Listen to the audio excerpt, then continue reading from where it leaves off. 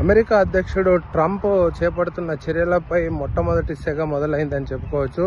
ఇప్పటికే పలు దేశాలకు సంబంధించిన అక్రమ వలసదారులను ట్రంప్ అరెస్ట్ చేయడం జరిగింది. ఈ నేపథ్యంలోనే లాస్ ఏంజల్స్లో ఒకేసారి సుమారుగా 2000 మందిని అరెస్ట్ చేయడం పట్ల వాళ్ళందరూ కూడా నిరసన వ్యక్తం చేశారు. ఆందోళనకారులు పూర్తిగా పోలీసులను అడ్డుకోవడం జరిగింది.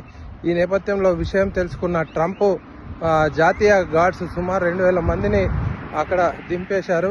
అయినప్పటికీ కూడా ఆందోళనకారులు ఎవరు కూడా ఊరుకోకుండా పోలీసులను కూడా అడ్డుకోవడం జరిగింది. ఈ నేపథ్యంలో అక్కడ రబ్బర్ బుల్లెట్ల కాల్పులు, టియర్ గ్యాస్ వదలడం జరిగింది ఆందోళనకారులపై.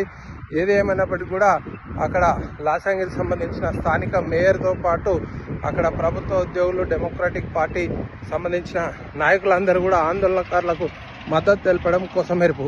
ఇది ఈ రాష్ట్రానికి పరిమితం అవుతుందా, ఈ ఆందోళనను చుట్టుపక్కల ఉన్న రాష్ట్రాలకు చుట్టుకుంటుందా అని ఇక్కడ రాజకీయ విశ్లేషకులు అనుకుంటున్నారు. అమెరికా నుండి శ్రీనివాస్.